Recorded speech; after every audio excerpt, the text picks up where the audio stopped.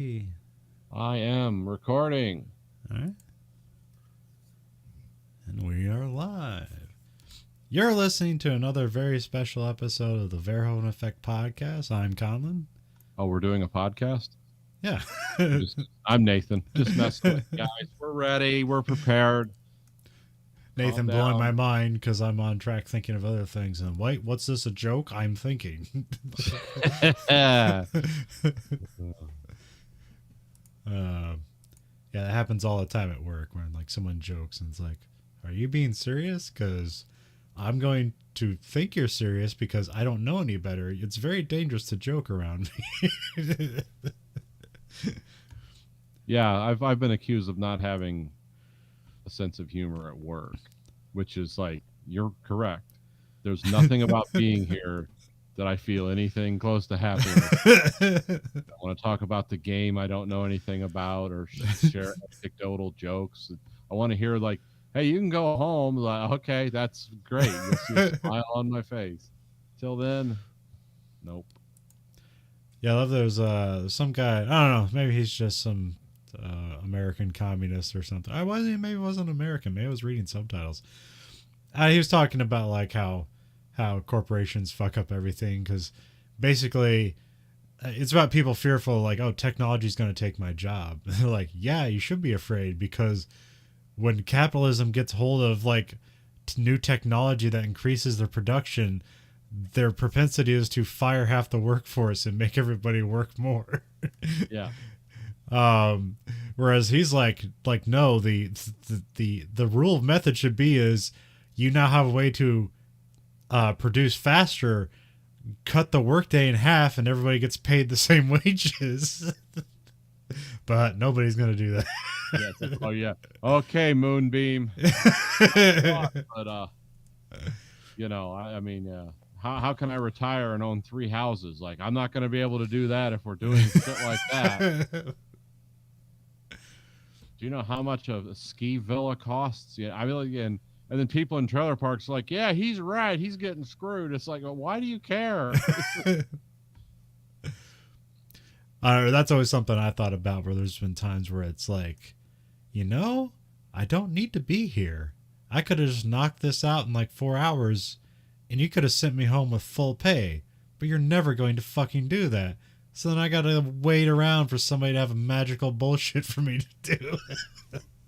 Oh, dude, they have stuff going on like at work with can't get into the details, but let's just say we're not running full tilt right now, and they're like, because I have a union job.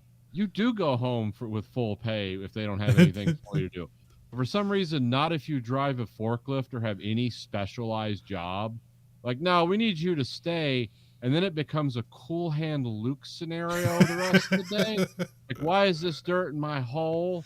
You need to get this hole out of my dirt or whatever. It's like they literally had me doing stuff that like moves shit to one end of the plant or the other, and then it's like, oh no, we want it back. It's like, you're just screwing with me, aren't you? You don't need me to do, because there is stuff that actually does need to be moved, taken outside, separated off, sent to the scrapper because it's taking up space on the floor we don't have.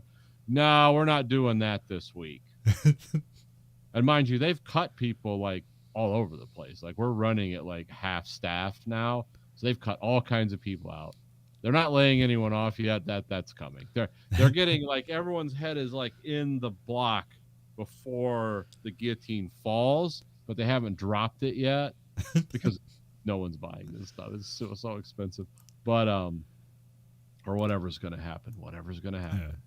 But yeah, it's like, why am I here? I actually am one of those rare people in America. It's like, well, we screwed up. We don't have work for you. Go home with pay. But not if you have any kind of specialized job.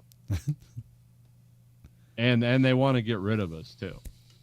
Yeah. Like, it's an official war on what they call the MP&L division now. Or it's like, we don't need people doing this. It's like, well, you tried to replace us with robots once before. Where it's just a robot forklift. Everyone called it the Mangler, and it's like, it didn't work very well. It didn't actually hurt anyone, but it destroyed a lot of a lot of like parts and stuff. oh, it's going to follow these tracks on the floor, and the parts are going to go into a hopper automatically from a shelf system that delivers them, just like Amazon does. And then it's going to fly down the aisleway. Well, after a while, the sensors are going to wear out, and you're not going to want to spend money to fix them. The part spin's going to go in there crooked, and it's going to be like, okay, good to go. And then a whole engine will be torn in half, or some other really expensive component that you have a lot of man hours in. But once it's all automated, it's remember the Minority Report, like the Lexus factory where they were just knocking cars together, like he was almost being crushed by the machines. Yeah, we're almost there. We're not we're about 50 years from that being the case. So it won't matter. But of course, there won't be any customers for that either. It's an overlooked part of it. But this, well, at least not to my knowledge, this podcast isn't going to be about late stage capitalism. It's about the 1987 movie Cherry 2000. Oh, we're doing a podcast? Oh. You have to say that one more time for the joke of freeze. I'm gonna have to work that in. This pyramid of mirth that's gonna come out of it. But it's listed as 1987. But the U.S. release date was February 5th, 1988. Also, I heard it was completed in 1986, and they just kept shelving it because they didn't know what to do with this movie. So no, and you can tell I've never seen it before, and you can tell why. It's like, this is a weird movie. Yeah. I mean, the reason I want Denis Villeneuve to redo this. They kind of did. Yeah, kind of. I was very Blade Runner 20. It's like, did he just cherry pick Cherry 2000, but made it like way smarter?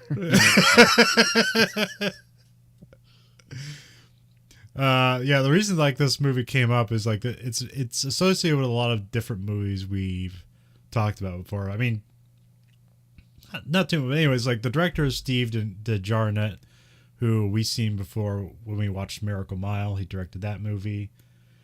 He's also famous for writing or being a writer on Strange Brew. Yes. It's a great movie, by the way. Cinematographer is Jacques Haykin, who we previously saw being the cinematographer for The Hidden. Yep. Although the written by stuff, I don't know these guys. It was written by story by Lloyd Fonville, who also has like story by credits on the Mummy franchise. So that's weird. Yeah, whatever that be. And screenplay by Michael Amarita, who has a weird filmography of a bunch of movies. I have no idea what they are, but he made a lot of movies. Like he got into directing later on, but it was just like oh man, these, because like at least the covers, they look kind of like, oh, is this like interesting sci-fi? But it's like it doesn't look like trash, but it doesn't look good either. It's just weird. I think like one of his movies is like The Exterminators or something like that. Yeah. Cast, we got Melanie Griffith, David Andrews, and Pamela Gidley. Yep. And again, yeah, I've listened to a podcast talk about this. That's kind of where I vaguely learned about this. I think that was also the podcast I learned about Miracle Mile, which is, we watched that first. Mm-hmm. Which what's the Miracle Mile come out later? Yeah, this was first, and I did Miracle Mile later. So, I mean, which is a better movie. Essentially, like wrapped filming in 1985 or something. Yeah. Orion, what you think? Yeah. Orion didn't know what to do with this movie. So. I don't. When did RoboCop come out? Did that come out the same year? 87. Yeah, I think RoboCop's in 87. Because that's also an Orion picture. So, huh. Yeah, it's amazing differences. I mean, Star Wars came out before this. So. 2001: A Space Odyssey came out. What was? Did I have anything? Oh, I ran through all the stuff. So, yeah. So, the movie starts with the soundtrack guy, that Basil Paulardis. He collaborated a lot with John Milius. He's the one who wrote like the really cool, like Conan the Barbarian soundtrack. Oh, okay. You recognize that? Because as soon as I saw his name, I started listening to the soundtrack. It's like, yeah, I know this guy. This is the Anvil of Crom guy. I know this. And also, he did Red Dawn too. Which, Oh, well, I guess that makes sense. yeah, Although there's something because I every once in a while I'll watch the movie and then I'll look at the IMDb and then I'll look at the Wikipedia because the Wikipedia will have like a synopsis of like the entire plot. So if I miss something, I'll be oh okay, that's what was going on. But I'm pretty sure like in the Wikipedia they explain what's going on here, and I'm pretty sure it was actually not explained at all according because Wikipedia is like there was a war and this is an apocalyptic wasteland where some cities are okay. And I'm like, I don't remember any of that crap being explained. no, it's not. You're just supposed to infer it. Yeah, you can pick up on it, but nobody's saying like this is what's going on. Also, I think they say that Sam is like a war veteran. Yep. Which the only time like that would make sense is like when he's like going to like the western town and bringing a shotgun everywhere. It's like, oh, okay, this guy can handle weapons. But like before that, he was just kind of like yuppie in the big city. Yeah. Anyways, we have Act 1. And this is set in the far future, 2017. We got there. Yeah, we made it. No sex bots I see around. I mean, sex dolls. You can put some robotics on them if you want.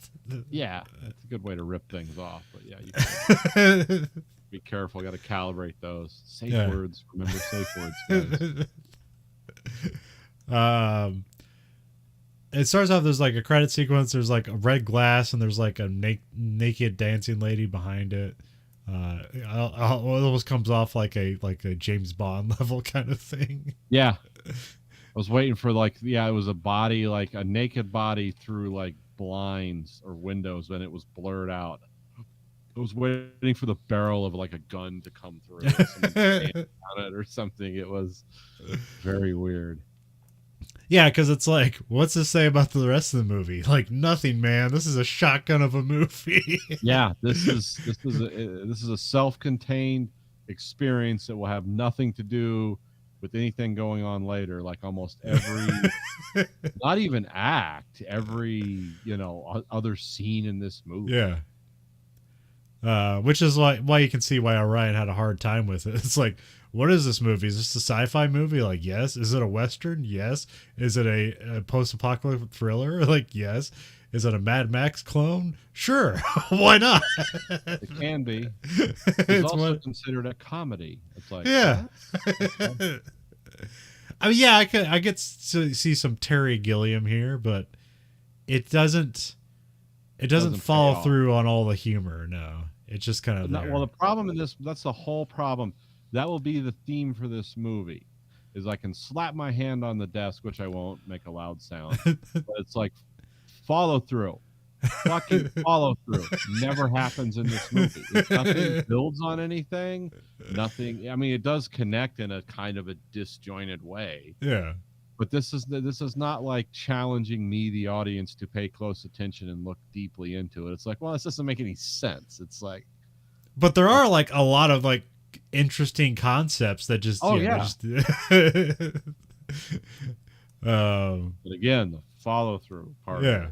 Well, it's like, well, yeah, you get to this movie and it's like, what was the point of that? Like, I don't know what they were intending to do. Yeah. Because there is interesting like stuff in there, but you really got to draw it out.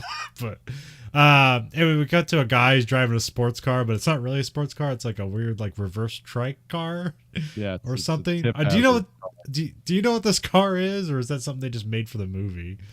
You know what? I should look it up, and I will. Because it's a long sequence of this car. They apparently wanted to get as much shooting in this car as they could get. Huh. Because it's kind of like there's like two cars in this movie, and that's the other one. Yeah, one of them's like a 65 Mustang SUV / thing. So let me look this car up. So yeah, we have shots of the sports car. Then we cut to a lady who's like undressing from a nightgown.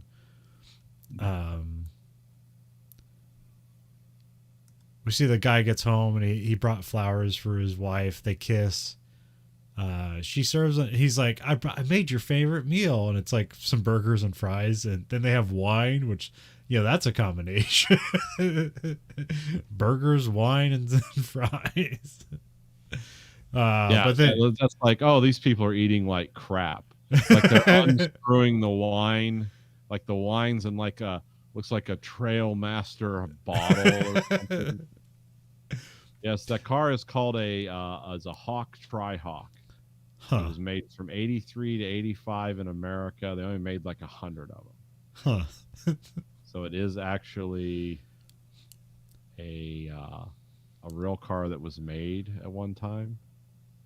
I forget. I think it had a BMW engine in it. I remember one time I looked at like those Can-Am like reverse trikes or whatever. And I was like, oh, I bet those have great gas mileage. And it's like, not only is it absurdly expensive, no, it doesn't have good gas mileage either. And it's dangerous. Yeah. Like everything you want. Yeah, well, I thought it'd be like, oh, it's gonna have like the mileage of a motorcycle, but be a bit more easy to handle. And it's like, no, it's the worst of all worlds. But yeah, so specifically it's a Tri-Hawk 304, and I'm actually getting conflicting things now. They might have been made in the UK, which is that actually would make more sense because they made weird stuff like that in the UK. Yeah, they kind of forego safety standards in Europe with their cars in lieu of very small like fuel economy cars. No, they were made in the US and California.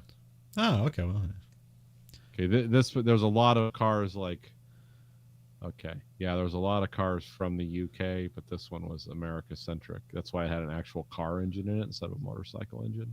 Because they became fire hazards if they were air cooled.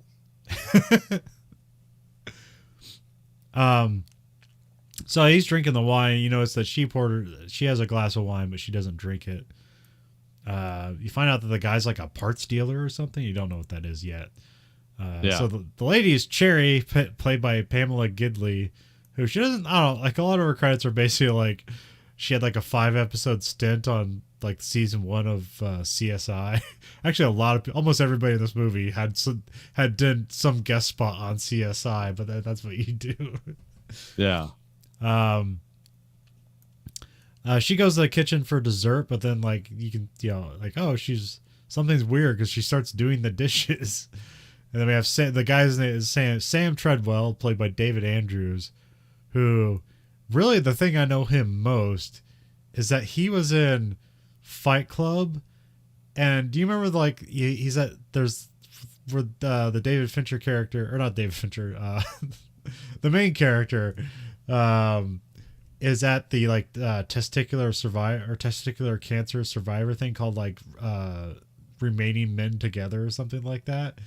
And there's the guy there. It's like, well, you know what? And good for her. And then he goes and he starts crying. He goes, because she destroyed me or something like that. That's this guy. Oh, really? No shit. Wow. He's also had like just a bunch of like TV roles and stuff like that. Like Totally Okay. I think probably mostly why the movie doesn't work is because he doesn't work. Like this movie needed somebody like Charlie Sheen to like bring the humor to it, where this guy's kind of just completely humorless. Yeah, this guy's exactly like, serious, like executive guy who's, distressed over his sex robot. And he's supposed to develop and have a character. It's like, oh yeah, he's like a war veteran and he's actually kind of a capable fighter and a badass on his own. Like none of that really, like, no, he just always seems like the same guy. Like he's not growing any. So he was like, yeah, Sam goes over to Cherry to because she seems distraught, and then they start making out. the sink starts bubbling over and they start to have sex on the ground. And then while they're rolling around the bubbles, Cherry short circuits in the waters and bubbles, and then you find out, oh, she's a robot. It's his sex robot wife. Which again is not something which in the Wikipedia entry it explains how everyone has now become sexless and disinterested in like society, and so that's why they have sex robots and stuff like that. And so it's just a whole degradation of society in a weird way. But also, there's also a thing that they mentioned too about like, Detroit doesn't build sex robots like they used to. So that means like this is some kind of we find out like this is a vintage sex robot. It means like, oh, they must have started making these in the 80s or 90s. Like, I mean, I don't know what the status for classics is. I also like let's recall back to that scene because we got kind of distracted by the Hawk tricar.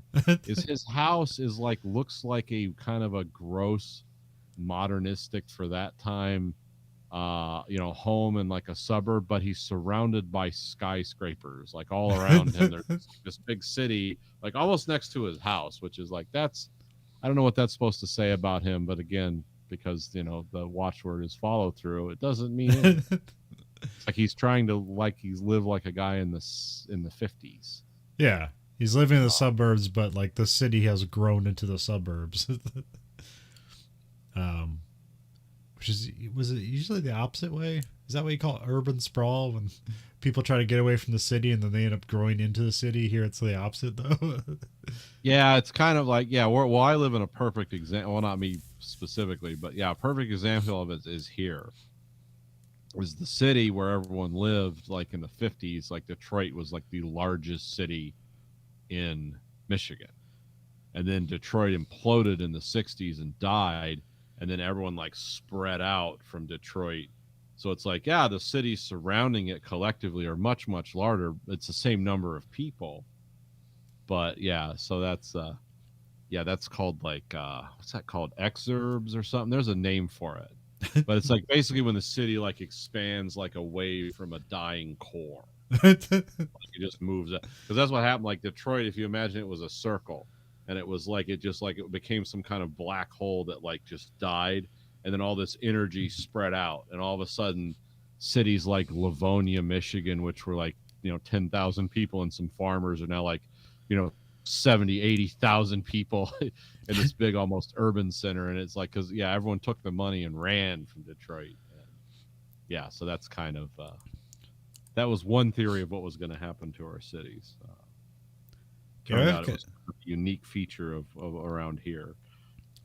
Yeah, there's something interesting around here where it's like Cedar Rapids is still like a growing city, but it's the surrounding cities are getting even bigger too. It's like because people want to just basically like, I don't want to live in the city, and now they're just becoming the city. Yeah. So it's like that's Marion that's expanding. You see new construction all over the place, but then there's this other place I didn't know existed called Robbins, and they're also it's like the same thing. It's like the people moving to Robbins are the people are like, Marion's getting too big, and they're all just becoming the same place. Yeah, it's all just merged. Yeah, that's what happened around here. It's like where there's a city around me called Ypsilanti. And then I live in like the township of Ypsilanti, which is not connected to the city in any way. Well, the township is now 4 times the population of the city. And then, of course, the city's like, why don't we consolidate? And everyone in the township is like, no, away, Satan. Get thee behind me, Satan. Because the reason the Ypsi wants to consolidate is because there's no tax base left there anymore because all the factories have closed. And anyone who stayed in the city is, it's like it's a wasteland. It's not a per capita. Ypsilanti is more violent than Detroit just because of the amount of violent crime that goes on, but it's much, much smaller. So yeah, that's kind of what like you'll have two things like, oh, he lives in Ypsilanti. It's like what do you mean he lives in Ypsilanti? That's crazy. Like no one lives there. It's like, no, the township. Oh yeah, where all the suburbs are. Okay, yeah. That makes sense. I was going to say, what does he have, a death wish? Does he just want to be shot? No, I've been in some of the houses in Robbins, and like they're fucking filthy rich because It looked like just a normal. It's like, okay, this is kind of a upper middle class kind of house, and I go into the basement, and there's like the whole fucking basement. It's like 40 feet of a bar. Like, it's just a room set up for friends to come over to watch like the NFL games and stuff like that. There was like a half circle sofa, all leather. I was like, who fucking buys this shit? Custom made.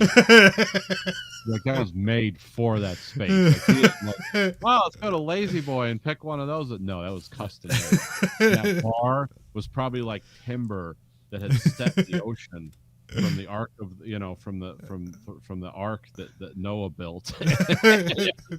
Just custom made by some carpenter that has a $500 an hour price. Anyways, yeah. So Cherry's short circuits from the having sex in water and bubbles. So we fade out. We come back, and some technician is looking Cherry over. Where they just have like looks like her gut's open, but then it's just full of wires and shit that don't make. It's kind of a combination of wires and meat, which is disconcerting. It's not. It's even grosser than like the Alien, like the first Alien. Like, it's just like milk and tubes. Like, that's what the robots. Like, that's weird, but it's like this is more like what was the weird movie? Existence, like technology, where it's like meat and wires and glowing things. It's like, oh, please help! I want to have sex with that again. Oh God! But if you cut us open, we don't look too pretty either. The guys, these things are called gynoids, these sex robots. I don't know if that term's ever mentioned, but it is. Yeah, I saw that in the wiki, but I didn't remember hearing that. But that's a gross sounding word. Yeah. That's an icky sound. I don't know why. It was just like, that sounds nasty. It sounds like the worst parts of Greek mythology. Don't say that word. I don't know what it means, but I don't like it. It's like blood pudding for Greek. Did you remember the gynoids? Like, no, God, no. Hey, you up for some gynoid action? It's like, oh, you're going to go to hell, man. Don't fucking say that out loud. Jesus. So the guy's saying that Cherry is like an old model and they don't make him like they used to. Sam takes out Cherry's chip, which is just like a little CD. Yeah, it's what they wanted DVDs to be. It's like a quarter-sized reflective disc, which I guess in itself is incredibly valuable. Yeah, because like they say, that's the most valuable part of the machine, is because I guess that's what operates it. But they say like the chassis, which is what they consider the robot body, isn't that valuable, but the software to run it is the most valuable. And here it's the most valuable to Sam because it's still storing all her personality and stuff like that. Which is also the weird thing. She really doesn't have a personality, and maybe that's what he wanted. Somebody to give him pleasantries and not talking really. about, like, it's like her soul's on this disc. It's like she's dumb as a box of rocks. And is weirdly affectionate at the wrong time. Like, like, well, we're in a gunfight. It's like, you're really not helping right now, Cherry. Like, let's load some combat programming into this. They go on a tour of, like, I wrote companion robots, but Sam only wants the Cherry model. Yeah, because all the companion robots were like, there was like, oh, this is the prototype, like, what are those, manga girl? Like, yeah, they had like one in a bed with a dog who was like with pigtails, or with the hair. Like, it's like, yeah, that's inappropriate and gross, but everyone's into that. It's still a thing, so whatever, sickos. And then they had one that could, like, do your taxes and keep your house organized, but below the waist was a nightmare. It's like, that's what are you saying? Was there a dick? What's going on? What is this? No, I thought he was saying that there was nothing there, so you couldn't have sex with her, but she would do all your taxes. I thought he meant it was like a nightmare down there. Like, find her genitals weirdly, or... Because I thought it's like, yeah, that's why people don't buy this thing, because you can't have sex with it, but it will do your taxes and clean up your house really good. which is really like at a certain age all you want. You're just not constantly like a human boner, you know. Sometimes it's like, just do the taxes, make my dinner. Then we have a newscast which vaguely gives some backstory to what this world is. They're saying the unemployment is at 40%, but this is actually like down, so it was even like worse. Considered like victory. Like, and they talk about like salvaging and recycling centers because apparently nobody can produce new goods anymore, so the world is just built on making old stuff work. Yeah, it's weird. Like, yeah.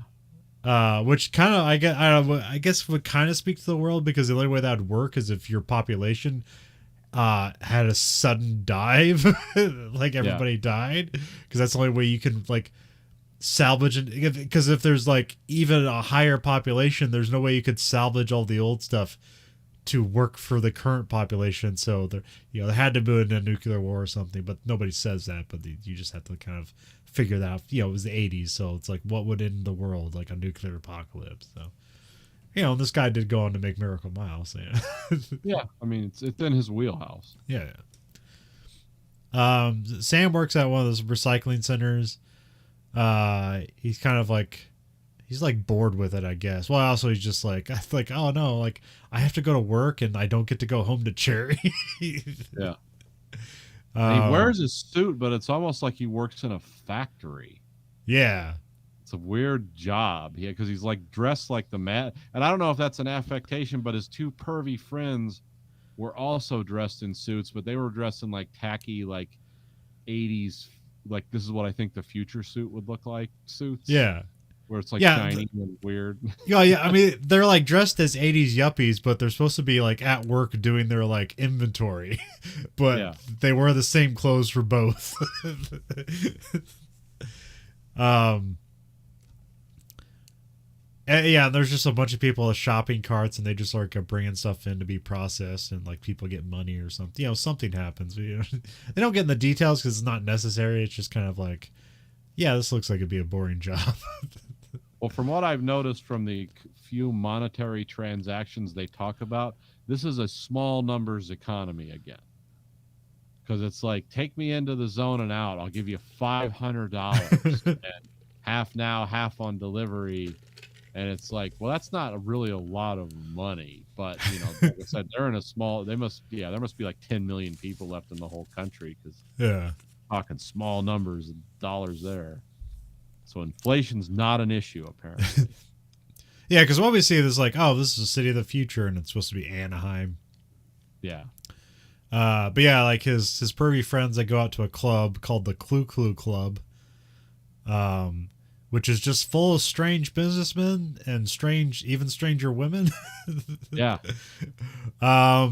There's like a weird machine that like, people go up to and put cards in, and it's like, yeah, this is me having sex with the last guy. It's like, do you want to have sex with me? And it's like, what? Yeah. Like, so I don't know if that happened. Advertising how I'm gonna back clean up, lady? I don't think so. I didn't understand. Like, I think it was meant to be like a simulation of like, hey, this is what it'd be like if you're with me, and not like a recording of like some guy she had sex with last week. But that I didn't pick up any. I don't know. I'm not sure if you picked up on a different interpretation of what was going on. No, I interpreted just like you. It's like, oh, I get to to take seconds after this guy. Wow, how sexy is that? Great. Oh, I get to watch it too. What? All right. It's bad enough to know it's happening. But yeah, because that's the way like this lady was hitting on him, and then he can't reciprocate because it's like, my card expired, and I have no idea what that means. Apparently people have a card to have sex or something. I don't know. Well, apparently because there's this weird scene with next there's Lawrence Fishburne as a lawyer, and he's setting up contract lawyer. Yeah, so they set up a date, and like basically it's like a full consent, like everybody has to agree with everything that's going to happen. Yeah. And this lady's talking in like a New York accent, like, I don't know about this oral clause. What does this mean? And it's like, this is an R-rated movie, but it's not really it's not really like like a lot of these B movies from the 80s. It was a lot of like TNA. That's how Yeah. they got their R rating. It's really none of that here. It's just kind of a lot of sad talk. Yeah. It's like people talking about sex like it's a land contract or something, and it's like, oh, this is why this guy wants Cherry back. Yeah. Even though she didn't really love him, because she didn't love anything, she's a machine. It's like it's a lot closer to what love was Yeah. before everything became this litigious, like, like, well, I'm not gonna, do this or that with you, and it's I don't know, what about doggy style? It's like that's extra. And it's like, wow, this is just like what long sex is now just some kind of complex prostitution. I don't know. I didn't really I know. It's not even. Well, it's not even prostitution because there's not even exchange of money. This is just what they agree to the date to be. I don't know, which is supposed to, I guess, clue people on like, hey, relationships in this future are completely broken. Which is interesting, but again, no follow through here. Like why this was done in the first place, and what was it meant to solve, and obviously we see the aftermath is like this doesn't work very well for creating relationships.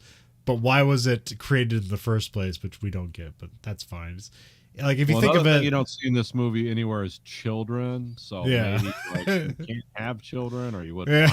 I don't know. Hey, it's the world's funnest children of men. Yeah, like goofy children of men. We're all gonna be extinct in 20 years. Better have fun while you can. Yeah, go get your sex contract. So Sam goes home alone, but he listens to audio of Cherry, which I'm not sure if it's just like a recording of what she had, or if she's just like, or if she's just basically still existing, but like on this like tape player essentially. On this old school Wallace unit. Well, also like, yeah, he's like laying next to her lifeless body, so that's extra weird. But then we have like kind of like the phase we're at now with our technology. Like if you buy one of those $10,000 sex dolls, that's exactly what it's going to be like. In bed next to something cold and dead. Yeah, which is why the CD is the most important part. Yep. It's not life, but it simulates it. Yeah. Then we have a flashback where he's like back talking to the tech guy. Like it was the same scene. It was just like they didn't show us the scene. And he's telling Sam that he can go to the wastelands and find a tracker to find an old Cherry model. And then if he just pops the chip back in, then he will be able to bring Cherry back, because it'll basically it'll be the same model, and then it'll be her personality on the chip. So it's like, yeah, it's a, you can swap. It's not really a problem. Yeah. So I have that being the end of Act 1. So Act 2, we have Sam leaves Anaheim and they stops at the Glory Hole Hotel. Yep. Sounds like a nice place. Yeah, here he's like, yeah, he brings a bunch of guns to this place. So it's like, well, it must be dangerous. And this is like, yeah, he moves out of the city, the futuristic city, and now it basically becomes a Western.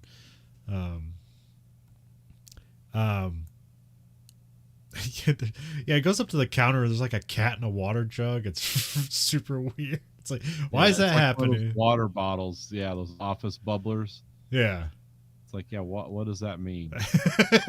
But again, I mean, the watchword of this movie. It's like, hey, can we follow up? No. Okay, sorry. I mean, I don't know. I mean, I can't imagine this movie. Well, I guess I don't know how much this movie cost compared to like what other movies were at the time. $10 million is what this cost. That kind of seems a lot for a movie, but this time, but I'm not sure. Well, there's some stuff in this movie where you can see it's like, oh, they did spend some money. Yeah. But it's essentially a B movie. But some of the stuff in the background kind of feels like, they're letting the production crew have fun.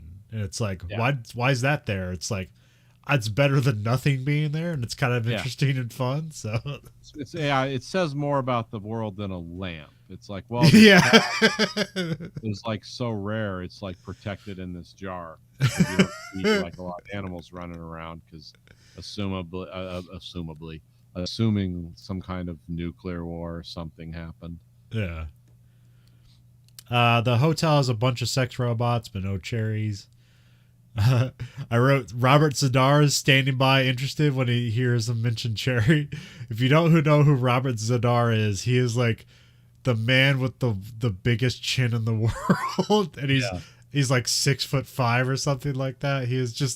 He's all over the 80s in really bad movies, but he stands out. Yeah, you know who he is. He's usually very fun in the movies he does, but he is in terrible movies. But yeah.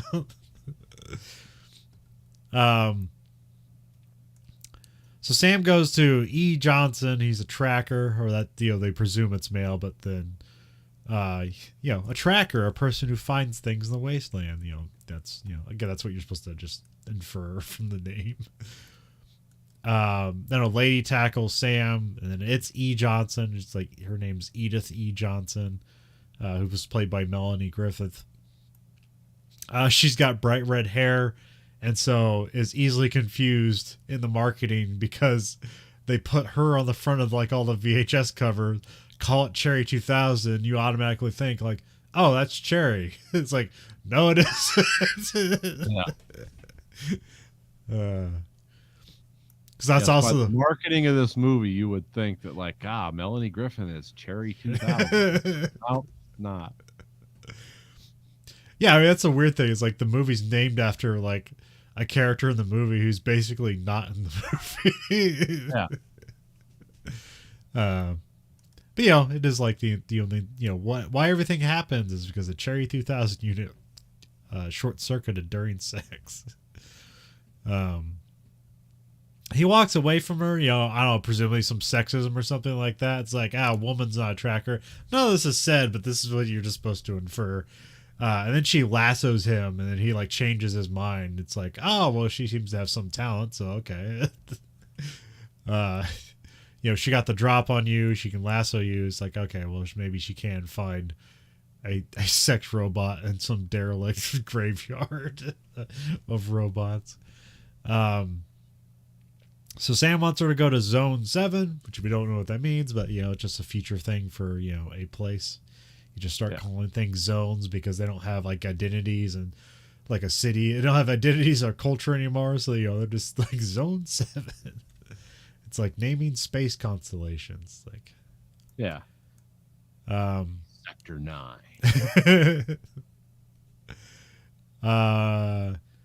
So E tells Sam he needs to come with her to the worst part of the wasteland, basically. So like, well, I don't know what these things look like, you do. And so that kind of like he's like, hey, like, I'm paying you to go out there and find this stuff, I'm not going with you. So he like leaves to go find some other tracker. So he goes to a bar. He says he's from Anaheim, and like the whole bar laughs at him. And again, like, there's like some future stuff in here where there's like some kind of like neon lights and plastic, but everyone's also just like dressed in cowboy outfits and stuff like that. So it's supposed to seem like some kind of weird techno western or something like that. But not aesthetically. Mostly be like, this is supposed to be like a civilization breakdown. It's like, if you lose all the modern conveniences of civilization, everyone just turns into a western. Yeah, everyone just like reverts to like they start learning to ride horses and use antique weapons all of a sudden.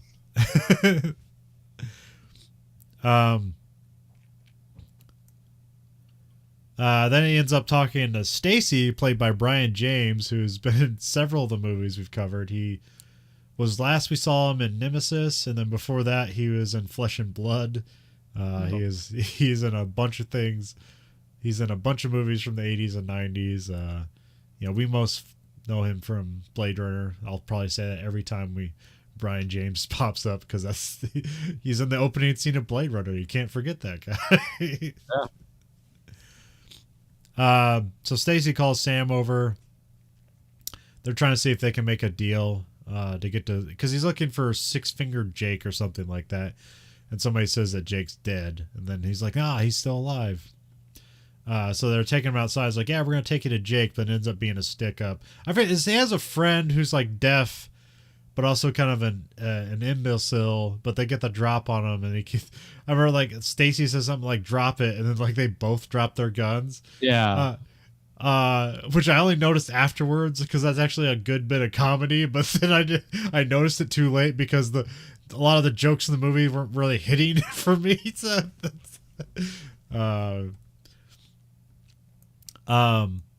so then Sam is able to just like kind of knock the guy down and just run away, and then he gets about 20 feet away, and then he can just go for a stroll. He doesn't have to worry about them anymore. So, and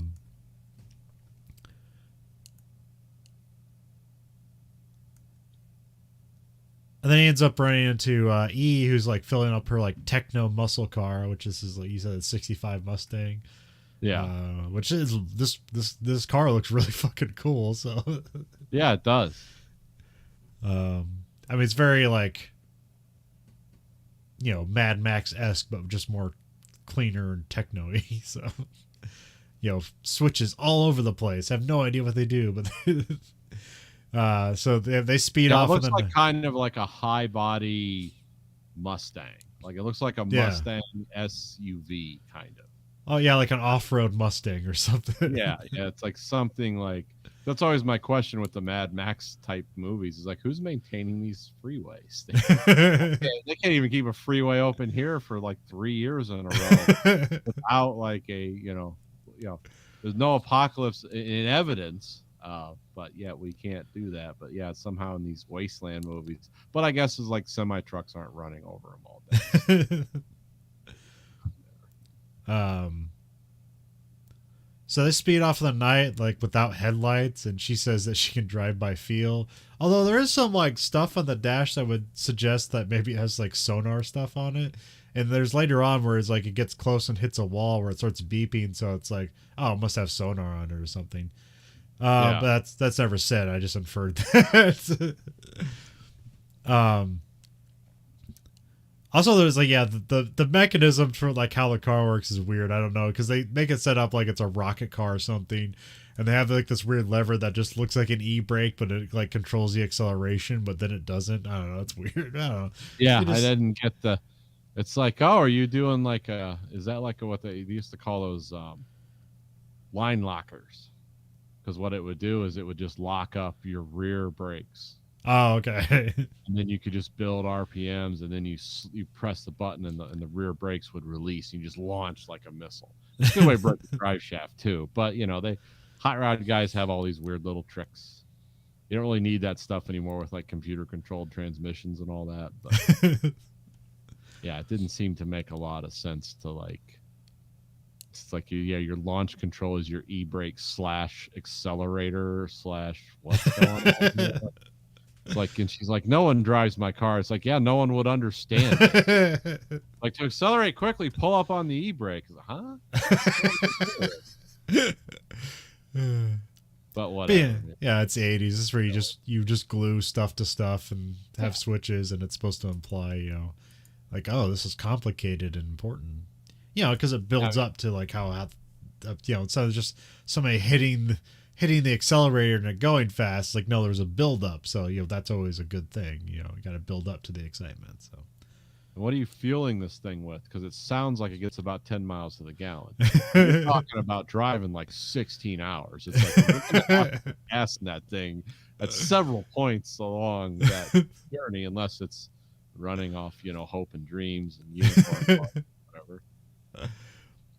E gives Sam a helmet, but not one for herself because she says it might mess up her hair. Yeah, and then they hit some Mad Max checkpoint, and like E is just like shooting up the place, like from the driver's side, you know, just hanging out and shooting people, and they drive through barricades and they get through it, and so that's just kind of a 380 caliber Beretta, knocking guys with like fully automatic machine guns in like fixed positions off the wall. It's like, he's a hell of a shot, and driving a car. Yeah. One hand on the steering wheel. Yep. And it's being covered with Molotov cocktails, and and rockets. And did they fire a rocket there, or was the rockets come No, the later? rockets are later on. Okay, I mean, they okay. might have a rocket. Like every scene, kind of, they just raided the '80s armory because, like, yeah, again, there's another one we've seen the Spaz 12 shotgun, which like we've seen in almost every movie we do every week because it's just Yeah, in every Hollywood armory. there it is. I guess on the let's see, the Internet Movie Firearms Database, which is what I came to for this. A lot of the RPG law rockets and dragon rockets were from the set of Red Dawn. They just actually like just worked them over. Um, Okay. so, because including like because remember she has a Mini 14 with a silencer thing. Yeah. Yeah, it's the same Mini 14 one of the guys carried in Red Dawn. I forget which one had it. Huh. It didn't have a silencer then, but it was stainless Oh, okay. steel. Yeah, but all the RPGs and everything, all Yeah, which makes all sense. from Yeah. Red Dawn. It's funny. Once you find that out, you're like, oh yeah, okay. Yeah. This is the aftermath of Red Dawn. That's what happens when the Cubans invaded Colorado. It's the dumbest idea I've ever heard of, but it was compelling at the time. Oh yeah, yeah. They're gonna do this. They can do this. Oh yeah, that have lift ability to invade Afghanistan, but they're coming over here.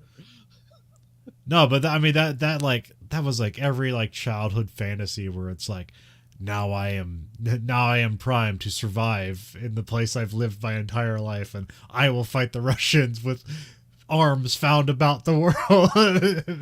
I will be a partisan. I'll be one of the what were they the Michigan thing, the Wolverines. Yeah. Wolverines. And then you grow up living in the woods and shit. You're basically living like an Afghan, like, warlord. Yeah. It's like, yeah, you've got like intestinal parasites. Hurt. If you cut your finger, you could just die. And it's like, this sucks. This isn't fun. Oh, by the way, like I don't know which one it is.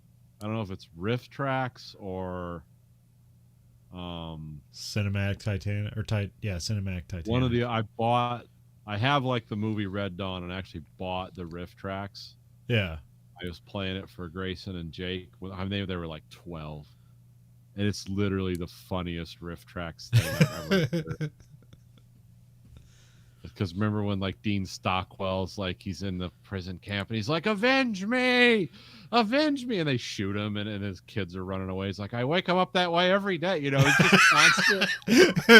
It's just complete because the movie's such utter nonsense. It's amazing. But anyway, back to Cherry 2000. We're doing it again. Back to Cherry 2000. That's the next day. They stop to get their bearings. They're heading for a robot graveyard in Zone 7. E takes a nap because nobody drives her car, so she's not going to let Sam drive the car. So he like stands watch, but he's like annoyed, so he like listens to recordings of Cherry, and then E can hear it in her earshot, and she's like annoyed by that. Because it also just sounds like sex noises from a distance. Yeah, because Cherry's doing like that kid talk, like some men think it's funny for women to talk like little girls, which like sends alarm bells up. When I hear that, I'm like, oh, that's sexy. It's like, no, you're crazy, and I think that chick was molested. That's why she's acting that way, because she's like frozen in place. But whatever, I am not going to get into it. Then Sam hears an explosion and he goes to look at it, and E like knocks him down by throwing a tire at his leg. Yeah, he's standing on the edge of a cliff. Like, so he thought he just died. 500 feet or something. Like, you just kill him? No, but he fired. Yeah, so he just falls into a bunch of other tires down below, and then so she like knocked him down so they can like spy across the way, because there's like a gang. Like, would they like, throw somebody in a van and then push the van off the cliff to kill them, presumably? Or I can't even remember what happened. It's just a gang, and then like it's like it's Lester's gang. They're doing like Road Warrior stuff. Yeah. It's the S&M crew from the Road Warrior, but they're not S&M crew. They're like yeah, these are like like surf hippies, but like with guns in the wasteland. Yeah, they're hard to like a lot of things in this movie, hard to quantify what they are because they talk like self-help people. Yeah. It's like you need to be your best, but then they just like murder people and Yeah. kill them. And it's like, well, okay, this is But weird. yeah, it's almost interesting, but just not explained or explored. So Yeah. Ian and Sam are approaching a Lester-controlled area. There's some scouts that alert Lester, who's busy having sex. Then a magnet grabs the car as a bunch of people line up with rocket launchers, all different kinds of rocket launchers. Yeah, every different kind. Stingers, RPGs, stuff like that. I forget there's something, one of those Forgotten Weapons episode, I actually learned that RPG doesn't stand for rocket propelled grenade because it's an acronym for Russian word, so it means, it doesn't mean that. But Oh, okay. That's yeah. It's KGB doesn't. Oh well, yeah. KGB means Committee for State Security, but it's like Komitant Grozhaji something. I don't know. I can't do Russian. very well. I never thought. I thought RPG was just the name we gave it. Okay, I learned something today. I didn't know that. It's like, well, I should know that because it's like one of the most common things. I think that was on an episode they covered. Oh, I can't remember what it's called. It's called like the Ram 2 or something like that. Anyway, so there's an American company that basically makes an RPG 7, but it's just an American version because there's so many like RPG 7 warheads out there that they found a niche to like, well, let's arm some people that used to be like in the Soviet bloc, but make them pay for American weapons. Yeah, that sounds like something they would definitely do. Oh yeah, the guy who's like he's there like basically selling like he's just a complete psychopath piece of shit, but like that's a cool thing you made, but you're doing it for all the wrong reasons. It's like death for commerce. We're going to liberate the people in the world that unfortunately have to use those commie weapons by making higher quality, overpriced versions of and God damn it, we're doing it for freedom. Let's see if I can get this right. Rushnoi, Kovni, Granatot Mayo. I can't do that last one. That last one's got some weird words in it. Yeah, rocket propelled grenade is what it actually means. But did it translate? Means that in Russian? That's what. Oh, it it's does. Weird that the Russian acronym actually works with the American English words. Oh, okay. I thought Ian was saying that it was Rushnoi means rocket. Okay. I'm guessing Protiv tank. That means like. What does that mean? That means like projectile with assistance. That's okay. Weird fucking language. And yeah, then, rocket assisted grenade. Yeah. Okay. But the word protiv, because usually it's protiv not take. I don't know what this kavoy might mean. It's for the military too. They like to do that because I know some of these words like are from the space program. Okay. And Granat Tom Yacht is like basically what is that like? It means like fast grenade, speed grenade. Huh. Okay. That's weird. Okay. Yeah, Russia's a weird fucking it's very alliterative. Like I said, if I was really smart and had a lot of time, I would actually learn more about the language. But it's like, oh, you got to conjugate these 7,000 verbs. It's like, huh? Who's doing this? So rocket propelled grenade isn't wrong then. Okay. It's wrong for the right reasons. Yeah. Because actually the letters in the words in Russian start with the same. Yeah. Because they have the Cyrillic alphabet, we have the Roman Roman. What they call the Roman alphabet, English. Maybe Ian's thing is like it's not a grenade. No, it's more like just a rocket. It's a warhead. Yeah, it's a warhead. That's what's throwing me on the middle word in P. Because it basically means like rocket with assistance, and I think that last part means for military or for fighting or for I don't know. It's weird. Well, I forget. Yeah, because there's something else. Because like when the RPG like the thing the launcher like kicks the rocket out of there, and then once the rocket like leaves and like the wings spread open, then the rocket gets set off. Yeah. So I think that's the rocket assistance part. I think. Oh, I know, because if it's set off right in front of you, it'd just be blasting the person. I can't remember. So maybe it sets off inside the tube. So, anyways. Yeah, and RPG's kind of different. Like, RPG's like a combination of almost like a Carl Gustav system of pre-launching. Yeah. Like firing thing. Because like we have like law rockets and dragons, and then later javelin replace that. Those are one shot, you're done. RPGs, you just flick a new one in and run around. It's not safe. It's the reason ours are contained like that is because they you don't even our stingers, like even our man pads, you just throw them away. You don't like continuously reload this tube. So, but yeah, it's also a different RPGs are notoriously difficult to aim and control. Yeah. Whereas like the law rocket, and especially like a javelin, like those always hit because they're computer sided and stuff. And same with stingers. I forget what the Russians have something like a stinger too. Anyway, so we got the Mustang on a crane, and all these guys are setting up to fire rocket launchers at the car. E's saying something like, "This is the way to get across the river," and I'm like, "Is the crane guy on their side?" No, he is not. So this is a lot of luck to get it to work in your favor. Yeah, there's no plan.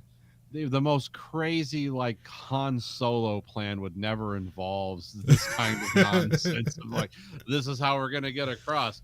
The guy's gonna bring us halfway across, then we're gonna shoot him with a handgun from 500 yards, but only slightly disable him so he releases the brake on the crane. But it'll still stop before we crash into this huge, like Death Star cement embankment, part of the water control system in Nevada, I guess. Yeah, it was a part of the Hoover Dam. Yeah. So this is where like the production value of this movie really jumps. It's like that's an amazing like set there or thing they're shooting on right now. I mean, all this looks cool. It just doesn't make any sense. No, I mean, it's even like the cover of the at least the in Internet Movie Database, the cover they have is the car dangling from the crane. So it's the coolest scene in the movie. Makes sense. Yeah, so they fire all these rockets at the car, and the car gets hit but doesn't blow up. It's just kind of like a puff of smoke on it. So, and also E and Sam are like getting out on the car and firing back. Yeah, they're by getting out on the car, like hanging in the air. Yeah, the car has been hit with like multiple RPGs. Just like shoot them, shoot the bastards. It's like, well, wait, no, you'd be dead, like well dead by now, just from concussion alone. Yeah. It's like, okay, I'm gonna roll with it.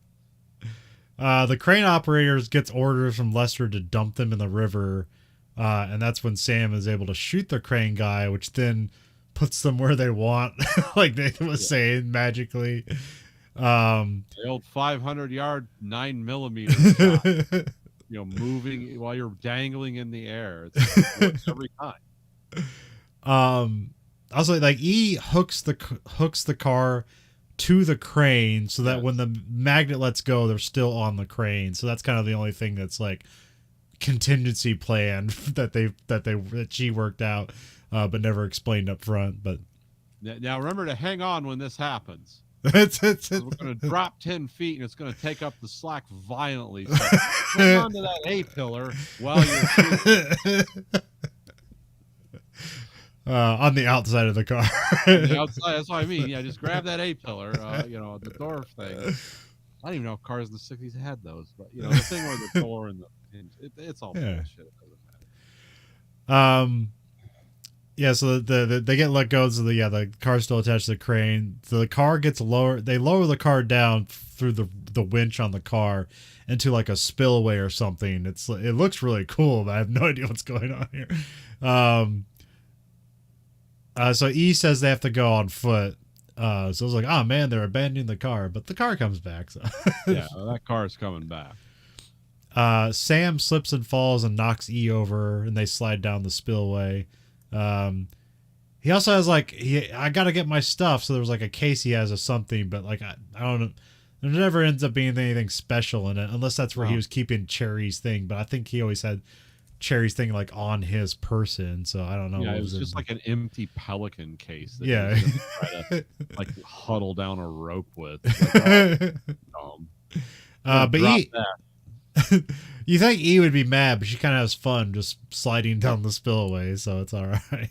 Yeah, she seems like the more dangerous it gets, like she laughs. Let's Yeah. take a minute here to talk about Melanie Griffith in this movie, because I remember I don't know if I said this from the game. Never watched this before tonight. Yeah. I just knew about it. Just never really like. Oh, I've always heard bad things about it, and then that was pretty much confirmed.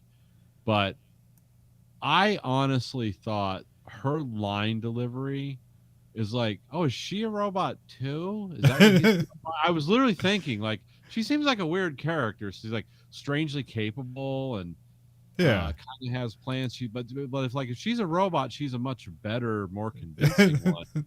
But she still delivers dialogue like in this strange affect, which seemed to go away like halfway through the movie. I did pick up on that. It's an interesting concept because I just know Melanie Griffith enough that she just kind of has a wooden delivery, but is somehow captivating despite it. Well, she looks comfortable on camera. Yeah. She's doing a wooden delivery, but she's not like how some people just. I don't know if you've ever been on camera or tried to do. It's like you're kind of like right now. Yeah. And it's like, oh yeah, that's something. But she looks like, oh, I'm relaxed. I'm posed. I'm looking. I'm delivering but I'm delivering the dialogue in just a stilted way.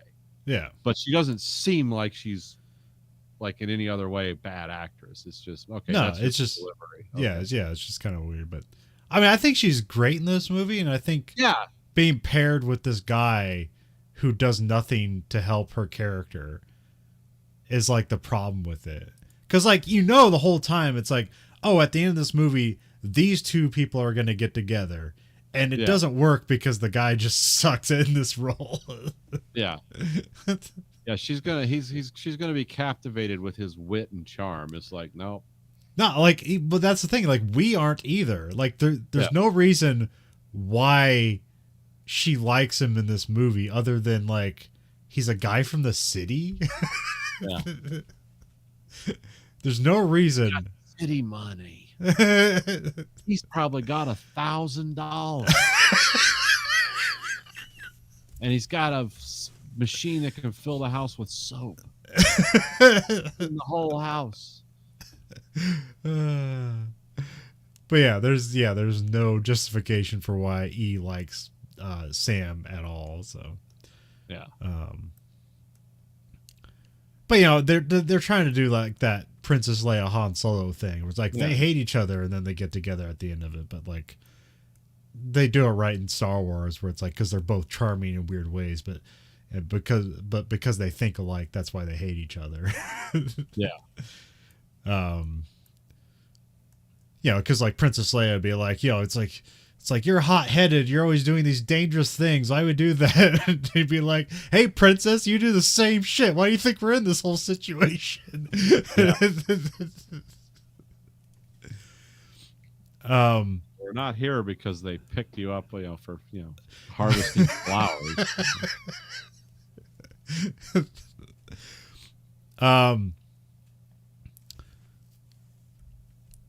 So like there's a boat waiting by, randomly. It's like, well, that's good fortune. I mean, you find out it's like the part of the whole thing. It's a friend of E. Find out very slowly. Yeah. The guy pulls a gun on Sam, but she's like, he's a client. It's okay. What you think I don't know. They just like make him dangerous real quick. Do you think by context it would be like, yeah, maybe don't shoot this guy, but maybe she's come down there before and there's been people like trying to hang on and try to fight her on the way down or something. They hold up in some underground bunker that's just like full of like toaster ovens. Yeah. And he is back in the theme of this world of like everything's being used over and over again. Yeah.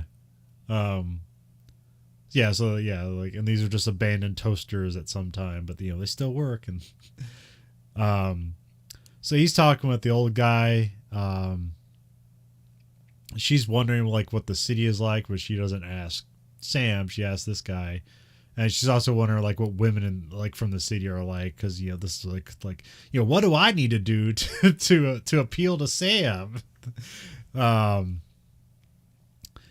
and then like the guy tells her of like the nightmares of the contrived city culture, where it's just like things are very artificial and seemingly created for I don't know, speed reasons, but like not really for a general purpose. It's just kind of like, this is how we do things, which is basically just going back to like the weird club where it's like you have like the sex lawyers and stuff like that. So Yeah. But yeah, this is all just a setup for like E and Sam to have an unlikely romance. And then the old man's revealed to be Six Finger Jake because he has a glove off and he only has 3 fingers on one hand. It's like, oh, that's 6 fingers. I thought he was going to have a hand with an extra finger. It's like, no, apparently he has 2 hands with 3 fingers on each. But you only see the one. That's what I was thinking. It's like, oh, is he a mutant? Nah, that never happens. E makes fun of Sam for falling in love with a robot. We get to morning.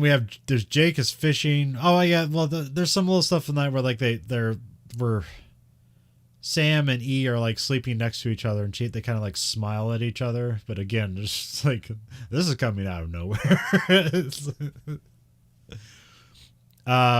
We cut to morning. Jake is fishing. They decide they're gonna keep on going to Zone 7, even despite like the dangers they had. So then they cut to night, and there's like a whole thing where they have to get E's car out of the spillway, and then there's a shootout, and then Sam just gets knocked out with a piece of wood. And then it like cuts to black, and then cuts back, and it's day again, and Sam wakes up at a poolside where apparently his old girlfriend is there. He calls her Elaine, but she says, my name's Ginger now. And she's there to greet him, but she's a part of Lester's gang. Lester comes back, but they have E's car in tow. Sam is introduced to Lester. It's played by Tim Thomerson, who is in a bunch of things. Most recently I saw him because we did Nemesis, and it's an Albert Pune movie. One of his other ones are streaming there where it has a great trailer. The movie seems okay because it's like a one-note joke, but he's from this movie called Doll Man. Tim Thomerson was Doll Man, which is, the concept for it is like, this guy's from like a futuristic planet where he's like a hard-boiled detective, and he has a gun that will basically vaporize people.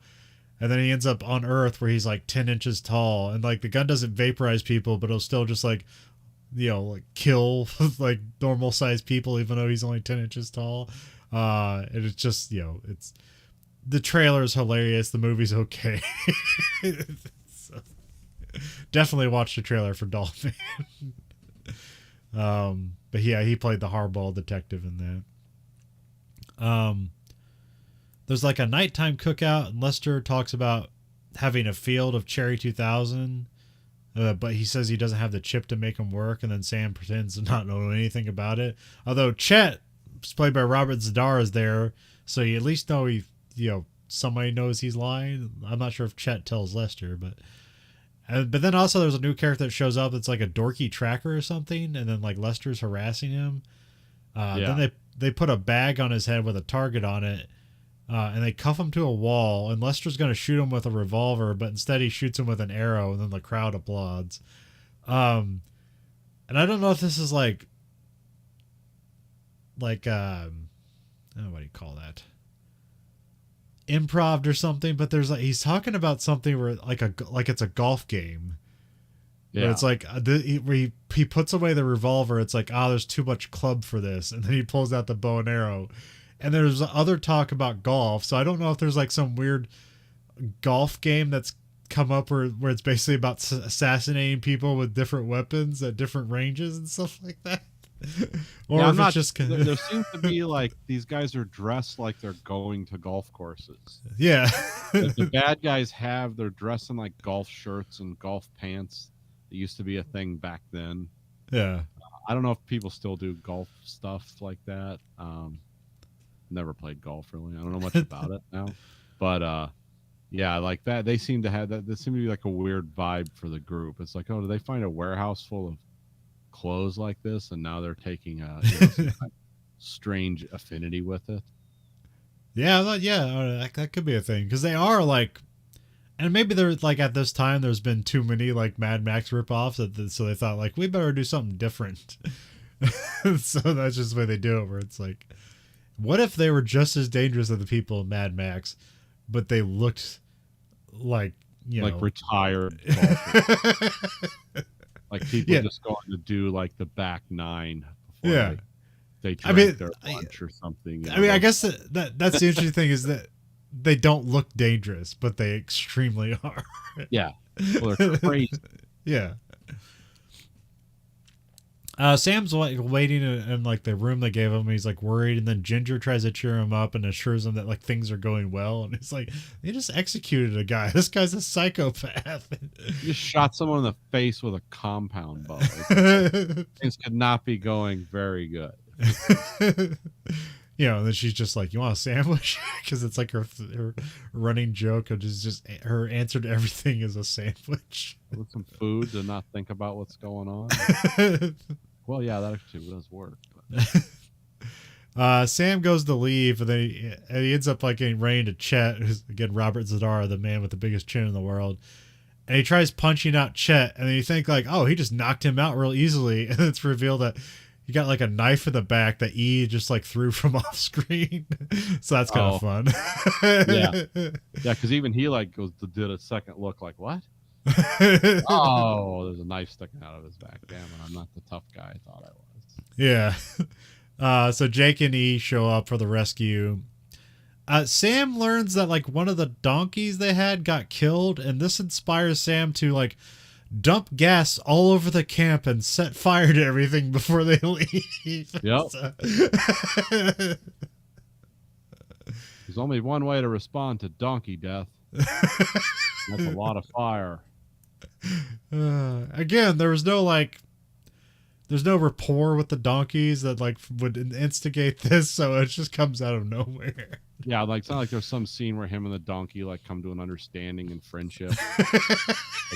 He appreciates me for my, determination as a person and as a human to do things, and I appreciate his like simple joy in being like a pack and dray animal. His innocence has been stripped off of him now, and he's murdered horribly. It's like, we're just the ground. That's why it's visually appealing. Why not? That's also where like we find out that Sam thinks that Cherry's chip is lost, but E actually has it because Jake gave it to him. So Sam is distraught about that, and he's like, why are we even still doing this? If I don't have the chip, why are we going to get the chassis anyways? Lester's setting up the chase E and Sam. Sam is driving the car this time, so that's when it's like, oh, she trusts him because he's driving the car, and of course that trust is immediately destroyed because he can't help staring at her while she sleeps, and so he runs the car into the wall. Yeah. Which this where you hear like some beeping, and that's like, oh, the car has like sonar or something like that. And definitely ahead of its time because we do have that now in modern cars. Yeah, my car does that sometimes. People slam on their brakes in front of me. It'll. My other one, my last car, put it up on the windshield. This one is just like the screens in the car turn like into a red triangle. Yeah. It'll be like emergency stop mode engage, and then it never engages because the person turns or whatever. Well, like in our Edge, we have there's proximity sensors, so if like you're backing up or parking, it'll tell you if you're close to hitting stuff. Yeah. Now mine freaks out because it's got the collision avoidance will come on, and it's always does it. It's only done it a few times on the freeway when people slam on their brakes or whatever.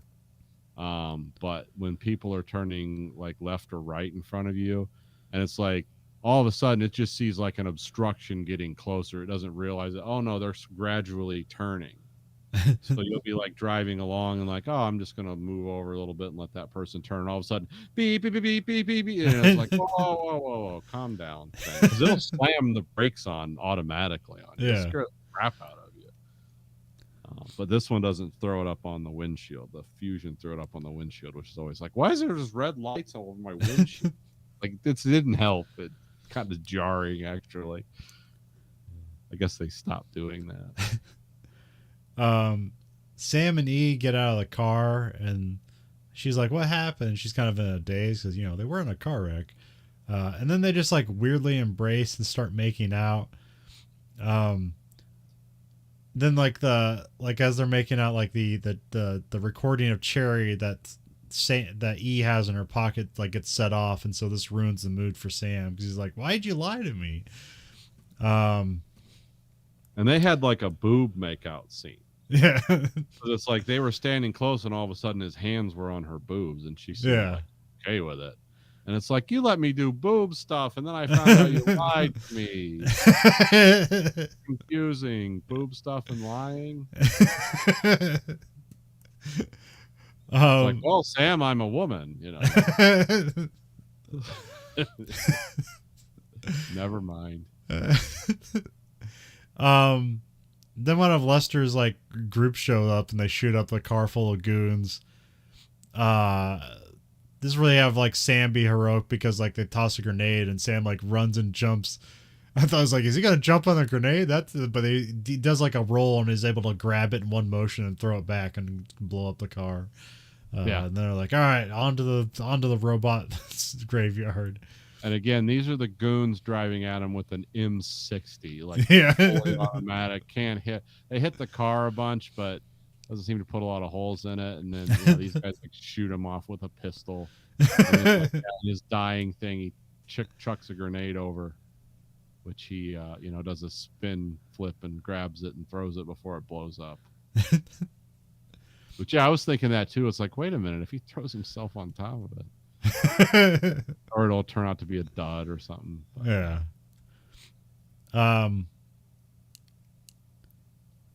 E and Sam walk up on a junkyard, and there's just like a line of people pulling guns on each other, but it's all cool. They all know each other. It's kind of funny, but the one guy, this one guy has a funny line with his girlfriend. Oh yeah, he pulls a gun and she pulls a gun, and then everyone's like pulling guns. It's like a those Russian nesting dolls of people pulling guns on each other. Finally, six-fingered guy shows up, and he's like, he got the drop on all of us. And he tells a girlfriend, it's like, what am I going to do now? Well, I guess you can go shit in your hat. You done screwed this up. Like it's wall. Yeah. Yeah, this guy has, I think it's, this is like Cherry, or no, Carrie. What's his name? Carey Jr. or something. Harry Carey Jr. And he has like the weirdest line deliveries, and it's so funny. Well, he was like one of the guys from like John Ford's stable of actors. Yeah. Making all those. So there was a couple people in this movie that came from that era. Yeah. So E is trying to fix up an airplane that they have there, but they get sold out to Lester by the guy in the. I can't remember the guy. Oh, it's like what's his like? Oh man, what is his name? He has a funny name. Snappy Tom. Yeah, is the Snappy guy's Tom. name. Yeah. And then his girlfriend or whatever she is Randa. Yeah. I thought he said random the first time. Why is his girlfriend called Rand? Oh, Randa. I'd put subtitles. I don't know. Both would work. Yeah. It's like somebody just forgot to write they could have come up with a name for the character, so they wrote random in to be changed later, and then nobody ever changed it. No, it's Randa here anyways. But so E gets a plane running, so of course macaroni and cheese have to be served. Yeah. Which again, this guy has a weird delivery. It's like, they got that plane running? Well, you know what we need, Randa? Get the mac and cheese. I was like, this is so weird. In a movie, that's weird. but then this is where they churn because like they have like the, they have like the what do you call it? Those the gloves you put on the the hot stove gloves or whatever. I can't remember what they're called. Yeah, the mitts. Yeah, the oven mitts. Yeah, so like she has the oven mitts on to hold the macaroni and cheese, but it's a ploy because there's a gun in the oven mitt, and so she shoots Jake. Which at first I was like, oh, I guess Jake could come back from this, but then they have a shot where like a squib goes off on his head, so it's like, well, obviously he's dead, but there's still, you're not sure. And so Sam runs away to the plane as E takes off. And then Sam tells E that like Jake got shot and now he's dead. So that's our confirmation that he's dead, even though we actually don't know if he's dead. But I guess there's a scene immediately later and Jake's not coming back. So because Lester shows up and he's talking to Snappy. Lester's pissed because like he's not getting anything that he wanted, because he's making sure he's like, because here he's like I killed one of them because he's mad because like they got the plane working. And he's like, you said that plane didn't work. And it's like, well, hell, I don't know she could get the plane working. And then he's, well, then Sam supposedly flew one of those in the war. Oh, okay. And those are called Aranca Champions. They started making those in the 30s. So it's like, I don't know what kind of war he was fighting in where they were using those pre-World War II aircraft. Huh. He's like a Bush pilot in world, because the main place they were used like in Alaska. Huh. Now they still make them, I think. But yeah. But the thing is like, so yeah, Snappy's like, look, I killed one of them, and Lester's like, I told you not to kill them. Yeah. And then Randa tries to intervene and like kind of get the heat off of Snappy, and then Lester just ends up blowing her brains out just all of a sudden. It's like, now we definitely know Lester's a really bad guy. So yeah, he killed Randa. And she didn't even get a chance to shit in her hat.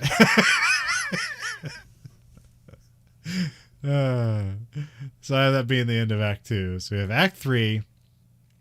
So they're flying away to the graveyard, and Sam suggests that they call off the job, but E wants to follow through on it so that Jake didn't die for nothing.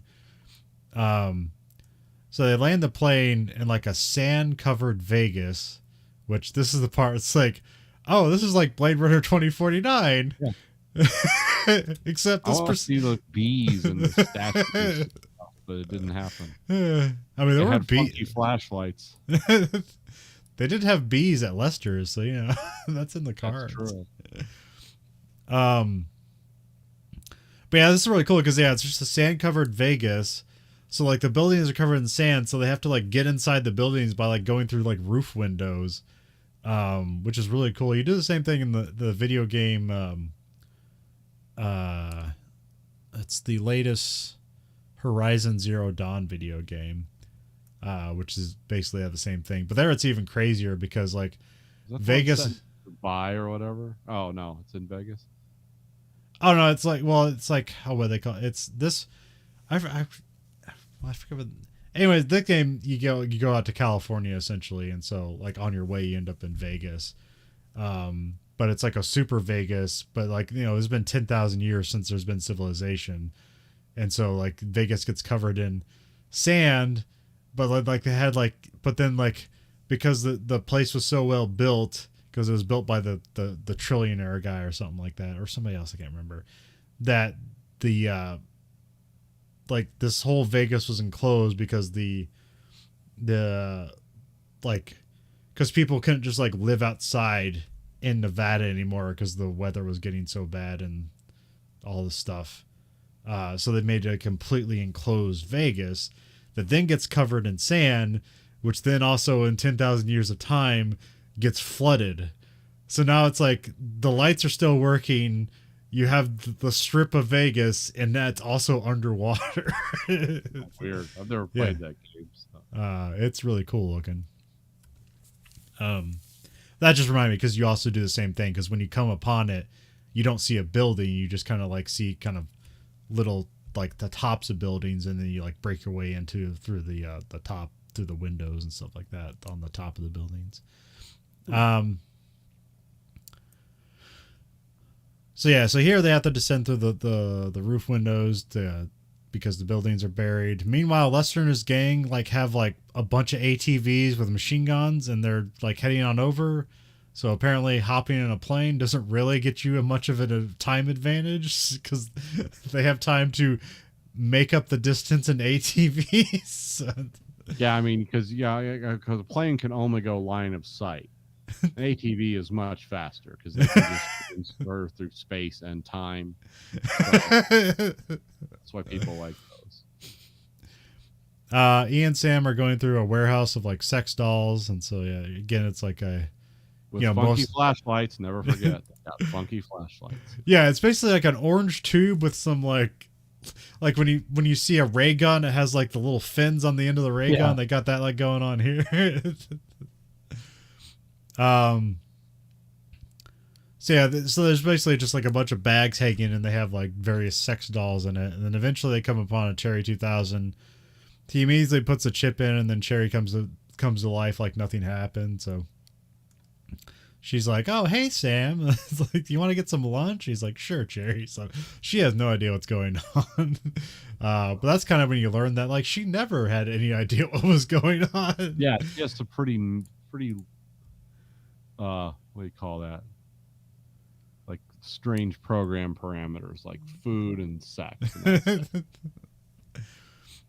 But somehow Lester gets the power turned on in the building, and so now it becomes a shootout. Cherry is oblivious to the dangers. She's just getting shot at. And it's oh, there's visitors, and he's like, keep your head down. But they're able to shoot their way out. They make their way outside, and Lester and Sam have a face off. Lester shoots at him first, and then Sam is able to get the shoot back and hit him first, and so Lester falls to the skylight. Presumably dead. It's that's a 20-foot fall. But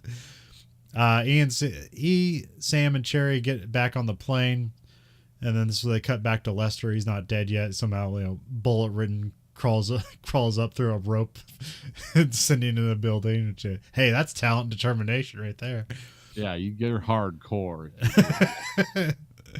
But they're trying to take off in the plane, but it won't because it's too heavy. So E jumps out, so the plane's able to lift off. When the plane lifts off, Sam's all happy and delighted, but then he looks back to celebrate with E, but he's oh, she jumped out. Cherry says she loves Sam, but it's he's it doesn't mean anything to him anymore. So this is basically the moment he realizes oh, I don't love Cherry because you can't experience. Yeah. She can't love you back. So Sam turns the plane around, and E's holding off against Lester's gang, who are just kind of endless. And she's running out of ammo, but she sees the plane come back, and then everyone's like, oh my god, he came back. And I'm I mean, what kind of tactical advantages does he have here? He's not going low and hitting people with the tires of the plane. There's no tactical advantage here, but it's the end of the movie, so you got to have everyone react to everything. So yeah. Sam lands a plane, and he tells Cherry to go get him a Pepsi, and he just leaves her there to pick up E. He picks up E, and they're taking off. Lester is able to climb up, and he hooks onto the plane when they're flying away, and he ends up just getting dragged into a statue and killed. Yeah, it's weird. Gets killed by a boob. And then Ginger and Cherry have a sandwich because that's Ginger's whole thing. It's is there a problem? Well, here's a sandwich. And then Sam and E kiss on the plane, cementing their relationship, that we built throughout the movie. Yeah.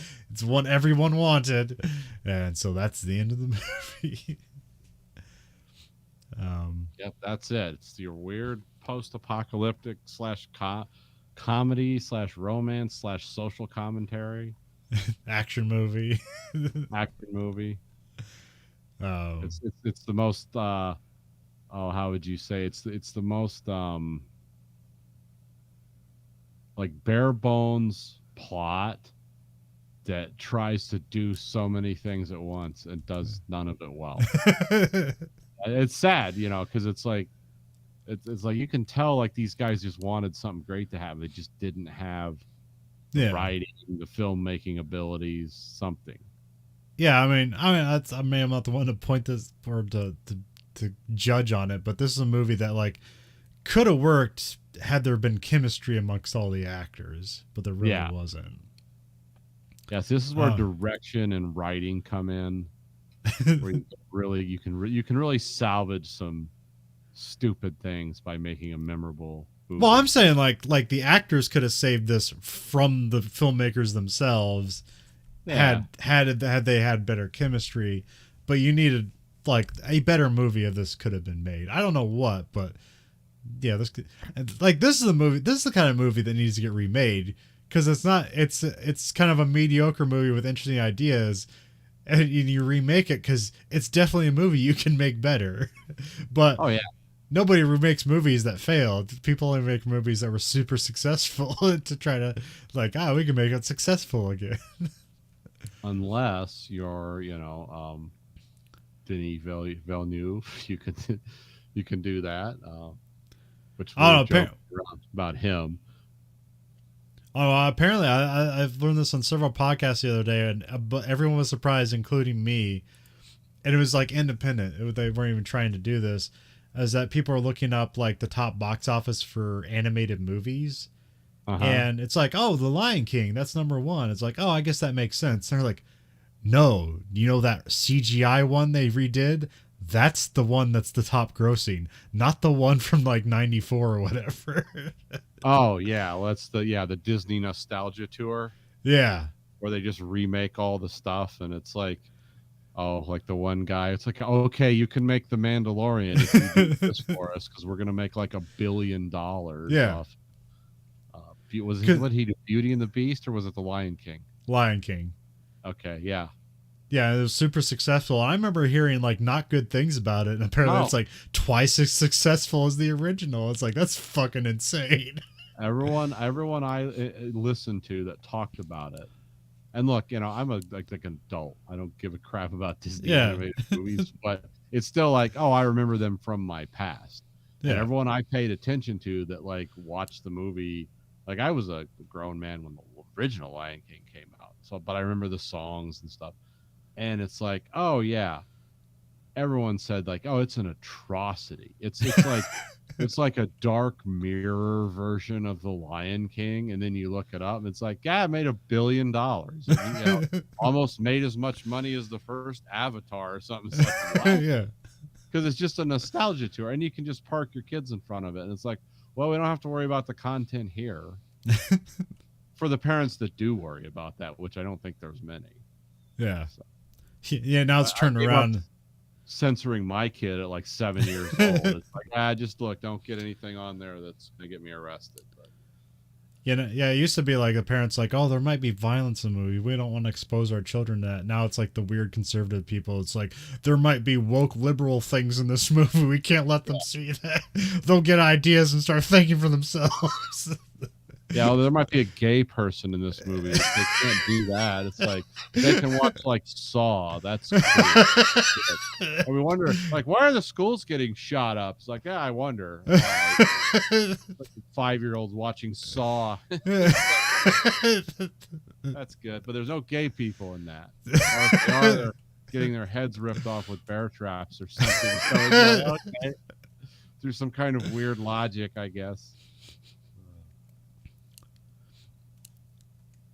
Yeah, it's strange what makes my like Beauty and the Beast. It's like it's a live action animated Beauty and the Beast. It's like a combination of things. It's like, didn't they try that with like Final Fantasy, The Spirits Within? It was just weird and dreadful and disconcerting. Yeah. But it's like, no, we'll give you $1 billion. Just do more of these. Here's my whole paycheck. Yeah. They took a turn. I mean, because there was that like thing where. It's like Tim Burton got like I always say like his later career is like, oh man, he just like took a check, like because he started making all these like remakes of stuff, and like and like I don't think anybody really liked him, but they must have made money because he made like that Charlie and the Chocolate Factory, and then like another one where he did the Planet of the Apes remake and stuff like that, and they're all just kind of bad. Yeah. But then every once in a while he'll do like that Big Eyes or whatever. It's like, oh, Tim Burton still has it. he just really likes paychecks. So Yeah, he just probably, I don't know anything about the guy. He probably either has a mansion habit or he's got a lot of ex-wives. I don't know. And it's not like those movies he makes, like they're like necessarily terrible. They are like, well, this is a weird dark version of something, which is like, okay, that's in Tim Burton's warehouse, where it's like Disney gave him Alice in Wonderland. It's like, oh, I get to make it even weirder and darker. Cool, I'm on board. Where's my $20 million? And like, here you go, Tim. Don't put any sex in it. Yeah. Yeah, his sexiest movie was like Edward Scissorhands.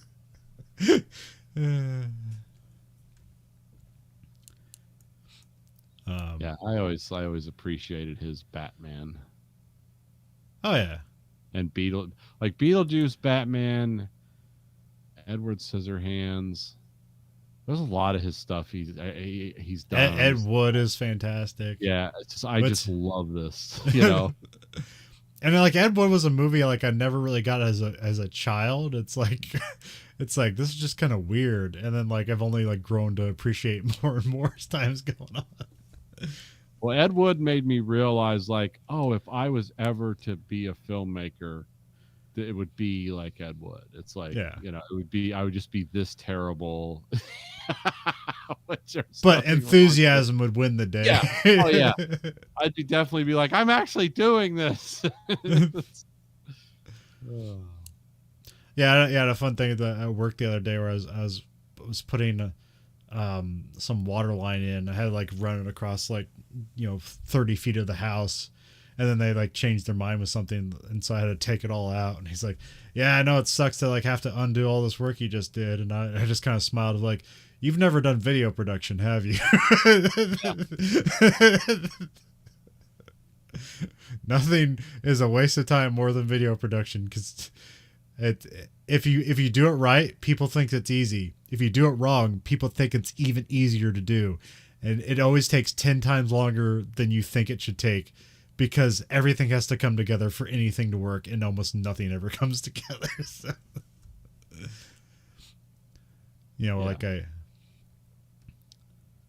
yeah, video production's hard, and this movie, they completed a movie here with Cherry 2000. It's a weird, singular kind of movie that is also memorable and not at the same time. So yeah, it's a bad movie. I mean, not only is it a B movie, it's a bad. I'd never watched it before this, and this will be my last viewing. I don't know. Like I think it's more interesting to a lot of 80s movies, but I don't know. Like, I don't know.